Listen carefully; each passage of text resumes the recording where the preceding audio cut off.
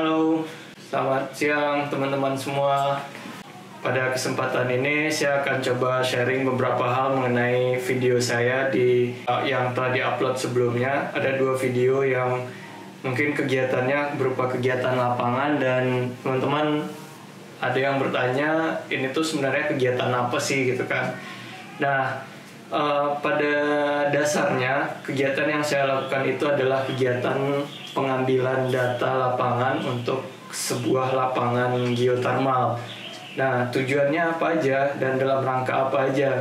Tujuannya sih sebenarnya buat pengambilan data. Nah, karena saya di bidangnya adalah geokimia, jadi data yang diambil itu adalah data-data yang berkaitan dengan geokimia yang bertujuan untuk evaluasi suatu lapangan panas bumi. Nah, sekarang pertanyaannya adalah apakah lapangan panas bumi itu, atau apakah panas bumi itu, atau dengan kata lain geotermal.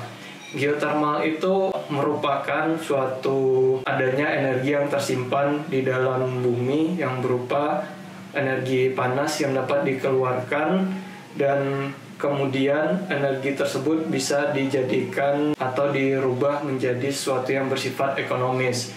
Nah, pada dasarnya orang-orang berpendapat bahwa energi geotermal itu adalah energi yang renewable atau energi yang dapat diperbarui. Namun pada dasarnya geotermal tidak dapat diperbarui, sama halnya dengan energi lainnya yang ada di dalam bumi, namun sifatnya bisa sustainable atau dapat dipertahankan atau di-maintain untuk mencapai waktu yang cukup lama gitu. Jadi tidak semata-mata energi yang diambil itu langsung habis, tapi bisa didaur ulang kembali.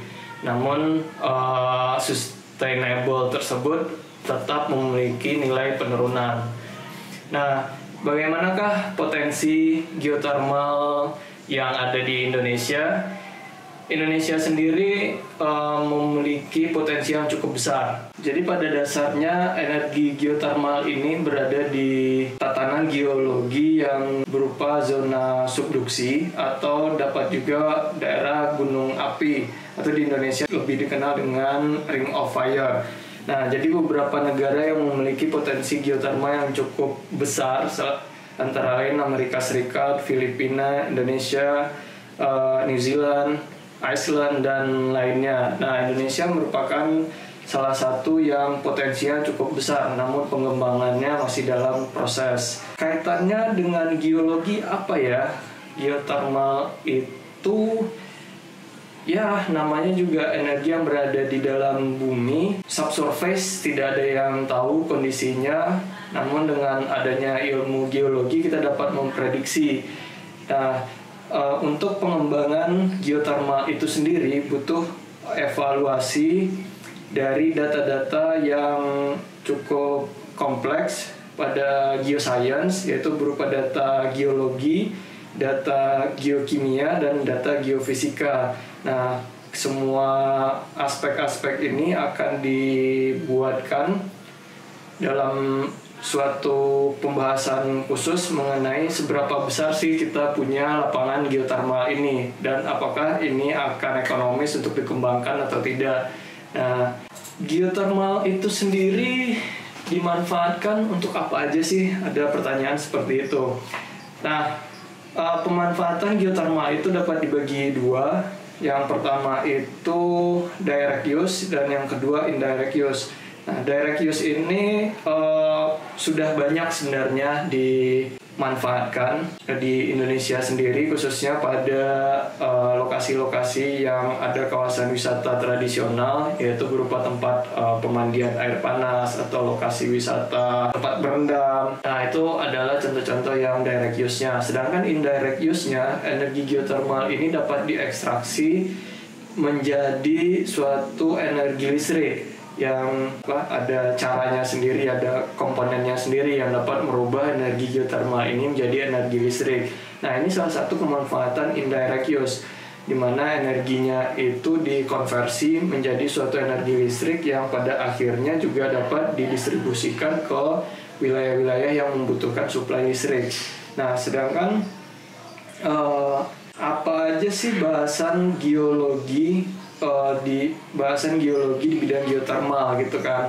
Nah, saya sebagai seorang geologis atau juga saya sebagai seorang geochemist, bahasannya itu berupa ya intinya sih bagaimana kita menggunakan ilmu-ilmu geologi dengan konsep-konsep yang ada, kemudian menyelesaikanlah permasalahan subsurface yang tidak bisa kita lihat secara langsung, kemudian membuatkan suatu model, konseptual model yang dapat digunakan sebagai patokan untuk melakukan eksploitasi di lapangan geothermal itu sendiri gitu.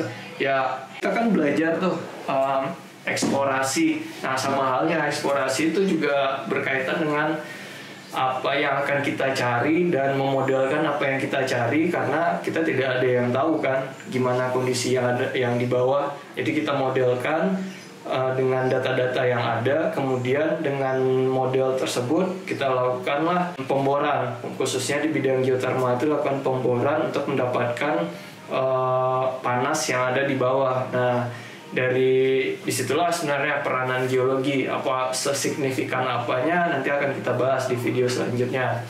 Nah, sekarang seberapa besar sih potensi geothermal Indonesia? SDM sudah melakukan pemetaan awal mengenai potensi geothermal di seluruh Indonesia. Ada buku SDM jilid 1 dan jilid 2, di situ semuanya ada dirangkum data-data lapangan geothermal dan nama-nama WKP-nya. Nah, untuk teman-teman yang ingin bukunya bisa di-download di link yang ada di bawah dan semoga dapat bermanfaat. Nah, untuk Indonesia itu sendiri potensinya cukup besar, ada sekitar 27.000 megawatt atau juga dikonversi ke sekitar 27 sampai 30 gigawatt. Nah, bagaimanakah pengembangannya? Itu masih dalam proses saat ini. Sedangkan ada target bauran energi dari pemerintah yang juga pada tahun 2025 itu udah harus mencapai sekian persen untuk pengembangannya. Nah, untuk itu saya harap teman-teman dapat memanfaatkan video ini untuk belajar suatu bagaimana sih seorang geologis atau geochemist atau seorang geoscience untuk menghadapi suatu lapangan geothermal. Oke, sampai jumpa di video selanjutnya.